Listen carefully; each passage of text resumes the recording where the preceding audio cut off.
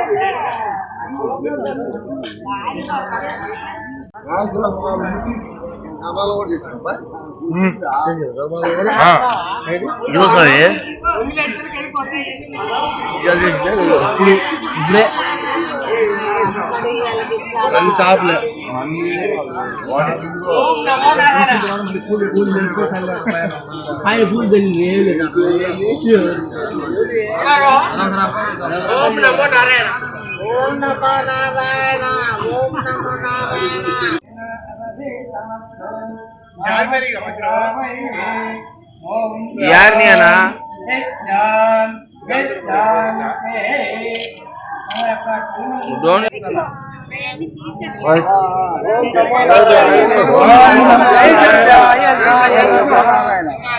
ओम नमो वेंकटेशाय नमः। ओम नमो वेंकटेशाय नमः। ओम नमो वेंकटेशाय नमः। ओम नमो वेंकटेशाय नमः। ओम नमो वेंकटेशाय नमः। ओम नमो नारायणाय नमः। ओम नमो नारायणाय नमः। ओम नमो नारायणाय नमः। ओम नमो नारायणाय नमः। కూలినారి చేసి కుటుంబాన్ని పోషిస్తాడని కోటి ఆశలతో ఉన్న కుటుంబానికి ఆ యువకుడే కడుభారమే జీవమున్న నిర్జీవుడిలా మిగిలిపోయాడు. కారంపూడి మండలం పెదకొదమగుండ్ల గ్రామ పంచాయతీ పరిధిలోని కాకానివారి పాలనకి చెందిన దళిత యువకుడు వర్ల సాగర్ కరెంటు పనులు చేసుకుంటూ గృహాలలో విద్యుత్ మీటర్లు రీడింగ్లు తీసుకుంటూ కుటుంబాన్ని పోషిస్తూ ఉన్నాడు. సుమారు సంవత్సరంన్నర క్రితం పెదకొదమగుండ్ల గ్రామంలో శ్రీ వెంకటేశ్వర స్వామి రథోత్సవం సందర్భంగా విద్యుత్ తీగలు తగులుతాయని, విద్యుత్ నిలిపివేయాలని గ్రామస్తులు విద్యుత్ అధికారులు కోరారు. జరిగిన విషయంపై విద్యుత్ శాఖ ఉన్నతాధికారులు సమగ్ర విచారణ జరిపించి బాధితుడు సాగర్ ను అన్ని విధాలుగా ఆదుకోవాలని పలువురు కోరుతున్నారు. సంఘటన జరిగిన నాడు విధులు నిర్వహించిన సంబంధిత విద్యుత్ సిబ్బందిపై చట్టపరమైన చర్యలు తీసుకోవాలని ప్రజలు కోరుతున్నారు. కారంపూడి మండలం నేను ఇదివరకు కరెంటు రీడింగ్ తీసుకుంటా ఉంటాను, కరెంటు బిల్ తీస్తూ ఉంటాను. అయితే ప్రైవేట్గా కరెంటు పనిచేయటం అలా చేసేవాడిని లైన్మెన్ కింద. గత వెంకటేశ్వర గుడి రథోత్సవం అని జరుగుతూ ఉంది. జరిగే పనిలో నాకు స్తంభం ఎక్కాను. ఆ స్తంభం ఎక్కినప్పుడు లైన్మెన్ గారు బ్రహ్మం రవి గారు ఎల్సీ తీసుకున్నామని స్తంభం ఎక్కించారు. ఆ స్తంభం ఎక్కించి ఎల్సీ తీసుకున్నామని చెప్పేసి స్తంభం ఎక్కిస్తే ఆ స్తంభం నుంచి కరెంట్ షాక్ కొట్టి స్తంభం నుంచి పడ్డాను. స్తంభం పడ్డ తర్వాత నేనేమో హాస్పిటల్లో ఉండి కోమాలోకి వెళ్ళిపోయాను. వెళ్ళిపోయిన తర్వాత మామూలుగా ప్రెసిడెంట్ మామూలుగా పంచాయతీ చేసి మామూలుగా ఎంతో కొంత డబ్బులు ఇచ్చి ఆ రోజు 6 నెలలకి వేస్తారా అని చెప్పేసి వాళ్ళు వెళ్ళిపోయారు. అప్పటి నుంచి గతం జరిగిపోయింది 2 సంవత్సరాలు అవుతుంది. ఆ 2 సంవత్సరాల నుంచి ఎట్నే మనసులో ఉండి నేను ఇంతే నా పరిస్థితి అయింది. నాకు 2 బిడ్డలు, మా భార్య నాకు అన్నీ చేయాలి. నాకు మనసులోనే నా భవిష్యత్తు ఇలా అయిపోయింది. రోజువారీ పనులు చేసుకుంటేనే మాకు రోజువారీ పనులు చేసుకుంటేనే మాకు పొట్ట నీళ్ళు లేదు. దయచేసి మాకు న్యాయం జరగాలని కోరుతున్నాను.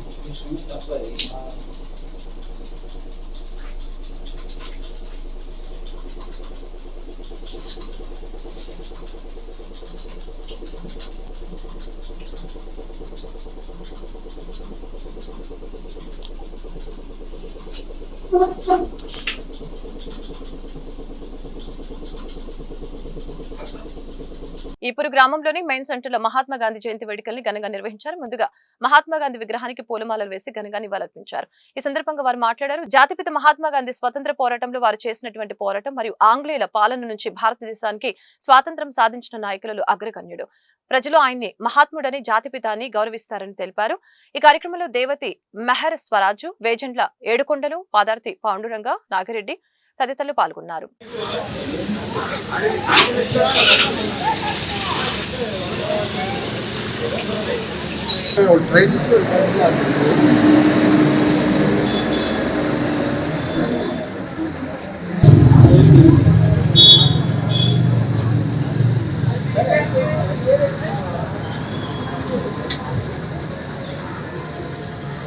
నువ్వు అర్థం పెట్టకపోతే గాలి పోద్ది, నువ్వు చెయ్యి అర్థం పెట్టకుండా.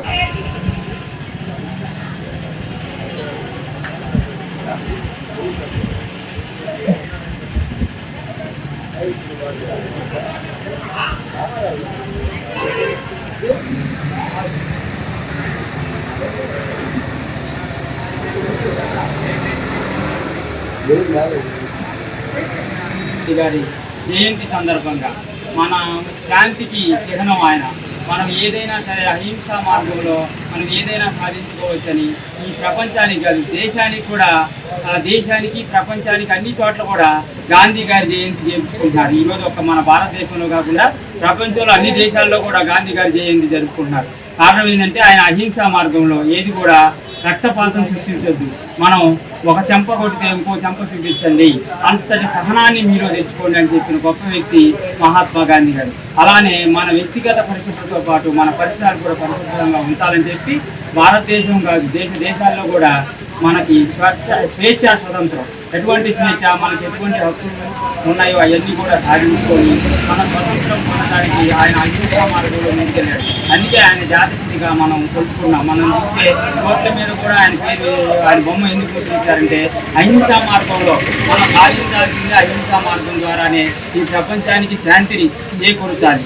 అలానే ప్రతి వ్యక్తి కూడా పరిశుభ్రతను పాటించి ఈ మనం ఉన్న పరిసరాలని, మన ఇంటిని, మన దేశాన్ని కూడా పరిరక్షించుకొని మన జాతి యొక్క ఔన్నత్యాన్ని ప్రపంచాన్ని కూడా చాటి చెప్పాలని చెప్పి మహాత్మా గాంధీ గారు ఆయన జీవితాన్ని ఆదర్శంగా ఇచ్చారు. ఎటువంటి ఆదర్శం, ఆయన ఎటువంటి డ్రెస్ కూడా వేసుకొని ఒక చిన్న కొల్లాయి గుడ్డ, చేతిలో ఒక పుస్తకము, గడియారంతో మాత్రమే ఆయన జీవితాన్ని గడిపాడు.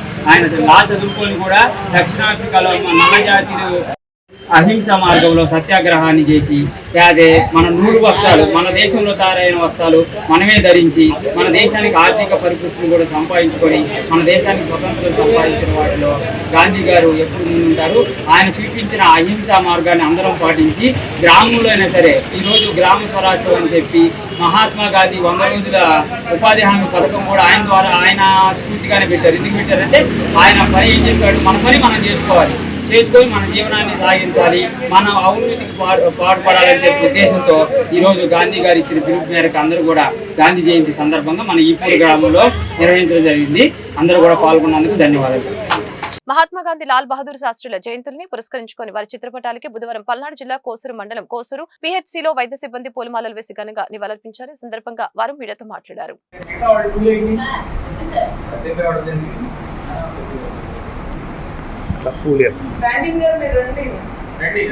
మీరు సెల్ఫీ తీసుకోండి, లక్ష్మి గారి ఫోటో తీయండి.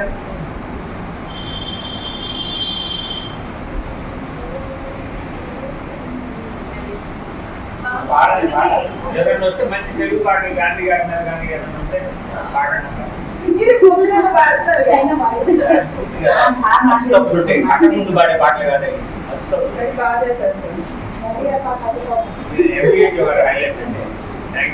మనకి ఏ పాటలు రాదు. వీడియో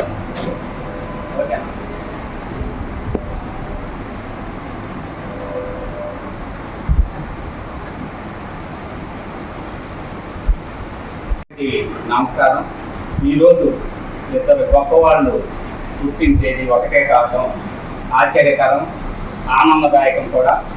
ముఖ్యంగా మన మహాత్మా గాంధీ గురించి 2 విషయాలు చెప్పాలంటే, సత్యాగ్రహం, అహింస అనేవి గాంధీ నిర్మించిన 2 గొప్ప సిద్ధాంతాలు.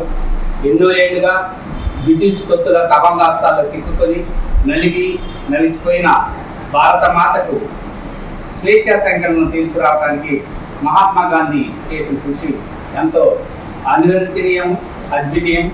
అలాగే ఆ స్వేచ్ఛను ప్రసాదించడంలో గాంధీ గారు చేసిన కృషిని మనం అందరం అభినందించాలి.